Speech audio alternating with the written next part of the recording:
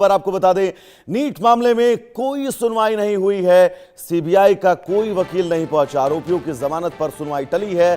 Court ने वकील नियुक्ति के आदेश दिए हैं। अगली सुनवाई अब 3 अगस्त को होगी। पीएम ने फास्ट ट्रैक कोर्ट का ऐलान किया था। नीट पेपर लीक मामले की सुनवाई के लिए गठित फास्ट ट्रैक कोर्ट में पहले ही दिन सुनवाई नहीं हो सकी।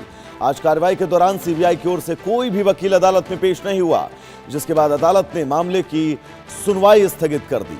राउज एवेन्यू कोर्ट ने इस दौरान डायरेक्टर ऑफ प्रोसिक्यूशन को निर्देश दिया कि नीट पेपर लीक मामले की पैरवी के लिए पब्लिक प्रोसिक्यूटर नियुक्त किया जाए, ताकि आगे की सुनवाई में किसी भी तरह की बाधा उत्पन्न ना हो।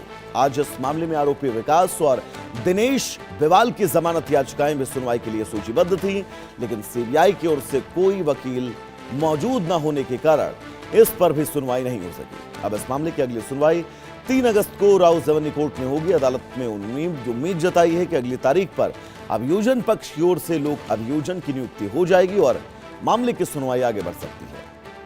आपको बता दें कि जंतर मंतर पर छात्रों के आंदोलन के बाद पीएम मोदी ने खुद फास्ट ट्रैक कोर्ट बनाने का ऐलान किया था, लेकिन इस फास्ट ट्रैक कोर्ट में आगे कैसे और किस रफ्तार से सुनवाई होगी, ये पहले दिन ही साफ हो गया।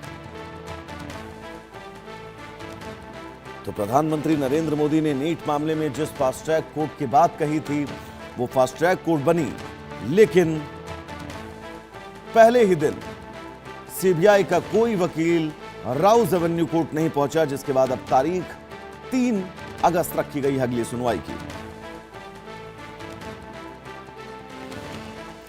संभव हमारे साथ जुड़े हुए हैं तमाम जरूरी अपडेट के साथ। संभव, बहुत उम्मीदें थी न्याय की इस फास्ट ट्रैक कोर्ट से, जिसका जिक्र खुद प्रधानमंत्री नरेंद्र मोदी ने किया। राउज एवेन्यू कोर्ट की तरफ से क्या कुछ कहा गया है सुनवाई के दरमियान, पूरे विस्तार से दर्शकों को समझाइएगा।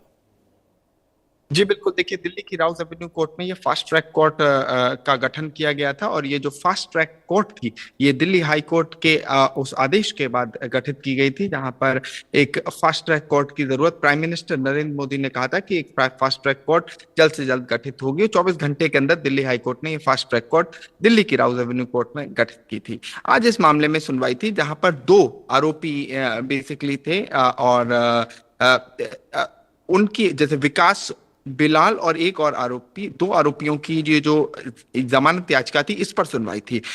एपी सिंह जो अधिवक्ता हैं उन्होंने हमसे बातचीत में बताया कि ये सुनवाई है आज टल गई है। अब इस सुनवाई की अगली तारीख 3 अगस्त है और दरअसल इस सुनवाई जो टेक्निकल रीजंस होते हैं, जिस तरह से दोनों तरफ के काउंसिल्स को होना चाहिए, यहाँ पर जो पब्लिक प्रोसिक्यूटर हैं उनकी अभी नियुक्ति होनी है और इस वजह से ये सुनवाई अभी दिल्ली की राउज एवेन्यू कोर्ट यानी कि फास्ट ट्रैक कोर्ट में टल गई है। इससे पहले दूसरी सुनवाई में जब सेंट्रल ब्यूरो ऑफ इन्वेस्टिगेशन की स्पेशल बेंच थी, उसमें डॉक्टर मनोज सिरूरी की जमानत याचिका को जब खारिज किया था दिल्ली की राउज एवेन्यू कोर्ट में नीट यूजी पेपर लीक मामले में, तो तमाम महत्वपूर्ण बातें सीबीआई ने कोर्ट को बताई थी और वहां पर सीबीआई ने कोर्ट को यह बताया था कि किस तरह से लगभग 500 करोड़ रुपए का एक्सचेकर को नुकसान हुआ है। ये री एग्जामिनेशन जो 21 जून की री एग्जामिनेशन कराई गई और इस तरह के कई बातें जो इन्वेस्टिगेशन में निकल के आई कि किस तरह से केमिस्ट्री का पेपर लीक किया गया और किस तरह से जो मनोज शिरूरे थे, डॉक्टर मनोज शिरूरे, उनका रोल था इसमें और पेपर लीक में। तो ऐसे में उनकी जमानत याचिका पिछले हफ्ते रद्द कर दी थी। अब ये 2 और अक्यूज जो हैं उनकी जमानत याचिका दिल्ली की राउज एवेन्यू कोर्ट, चूंकि अब फास्ट ट्रैक हो गई है तो दूसरी कोर्ट में यह मामला चल रहा है, तो टेक्निकलिटीज की वजह से आज ये सुनवाई आगे नहीं हो पाई। अगली सुनवाई इसमें 3 अगस्त को होगी। यानी कि सरल शब्दों में कहा जाए, संभव तो कोई बहुत बड़ा ग्लीच नहीं है, ये कोर्ट की टेक्निकली चीजें ऐसी हैं जिसके चलते कंफ्यूजन है।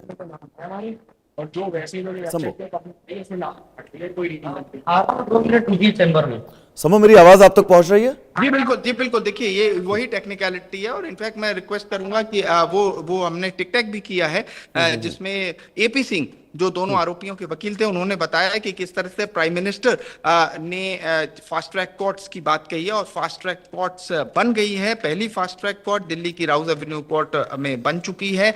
वो उस कोर्ट के सामने पेश हुए 2 आरोपियों के लिए और इन आरोपियों के बारे में एपी सिंह ने हमें बताया कि ये जो दोनों आरोपी हैं, ये आरोपी बेसिकली बेकसूर हैं, ये बता रहे थे। और चूंकि उन्होंने ये भी कहा कि फास्ट ट्रैक कोर्ट का हम सम्मान करते हैं, लेकिन महत्वपूर्ण ये है कि एक न्याय मिलना चाहिए और अन्याय किसी के साथ नहीं होना चाहिए। तो ऐसे में उन्होंने कहा कि जब अगली सुनवाई होगी तो डिटेल में दिल्ली पुलिस भी अपनी बात, यानी कि दिल्ली पुलिस, सीबीआई और ये तीनों लोग बात अपनी रखेंगे, और उसके बाद ये देखा जाएगा कि कोर्ट में आगे क्या होता है। फिलहाल अभी सबकी निगाहें अगली सुनवाई यानी कि 3 अगस्त पे हैं। संभव 3 अगस्त को क्या कुछ सस्तियां हो सकती हैं, क्योंकि फास्ट ट्रैक कोर्ट कैसे काम करती है, इसको लेकर भी थोड़ा जानकारी हमारे दर्शकों को दीजिएगा।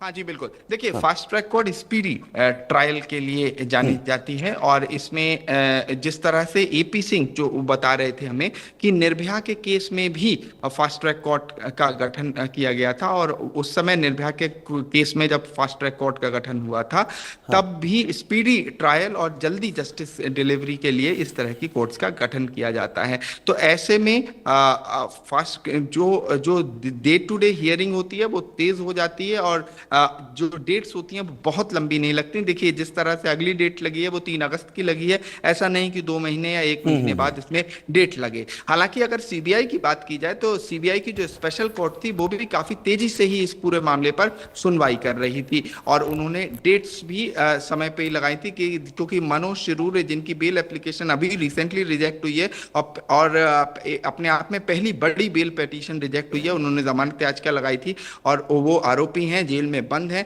और किंग पिन उन्हें कहा जा रहा है इसका सीबीआई के अनुसार कि उनके द्वारा पेपर लीक कराने में एक तरह से एक पूरा मास्टरमाइंड, कहीं ना कहीं पूरी प्लानिंग उनकी की गई, उनके द्वारा की गई, और तमाम जो इन टोटल 13 आरोपी हैं इस पूरे मामले में। तो सीबीआई की स्पेशल अदालत भी काफी तेजी से ही सुनवाई कर रही थी, लेकिन चूंकि प्राइम मिनिस्टर के कहने के बाद दिल्ली हाई कोर्ट ने ये स्पेशल फास्ट ट्रैक कोर्ट का गठन किया है राउज एवेन्यू कोर्ट के अंदर।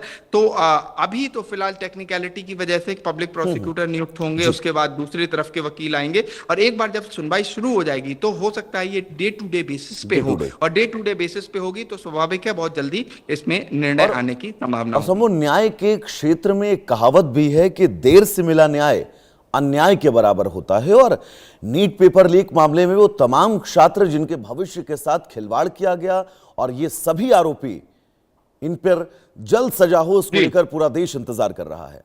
संभव जी बिल्कुल। देखिए, महत्वपूर्ण यही है कि न्याय की एक मांग ये भी है कि किसी के साथ अन्याय ना हो, और यही एपी सिंह भी कह रहे थे कि मेरे जो आरोपी हैं जिनके लिए मैं कोर्ट में पेश हुआ, और वो जो आरोपी हैं वो आरोपी अपने आप में निष्पक्ष हैं, निर्दोष हैं, उसकी जांच होनी चाहिए, मैं जांच में सहयोग करने के लिए तैयार हूं। वो तो पॉलीग्राफी टेस्ट और इन तमाम टेस्ट की बात भी कर रहे थे, और कह रहे थे कि इन्हें जल्दीबाजी में पकड़ा गया है। हालांकि सेंट्रल ब्यूरो ऑफ इन्वेस्टिगेशन ने डिटेल में लगभग 15 पन्नों का वो जजमेंट था जहां डॉक्टर मनोज शिरूर की जमानत याचिका रद्द की गई थी। उस समय दिल्ली की राउज एवेन्यू कोर्ट ने भी प्राइमा फेसी यानी कि प्रथम दृश्या कई बातें कही थी। उसमें यह भी कहा था कि जिस तरह से सीबीआई एलिगेशन लगा रही है और जिस तरह से ये पूरा मामला निकल के आया है, ऐसे में एक एक पक्ष की जांच हो रही है, और जांच तेजी से करने की भी बात कहीं ना कहीं कोर्ट ने सीबीआई से कही थी। हालांकि देखिए,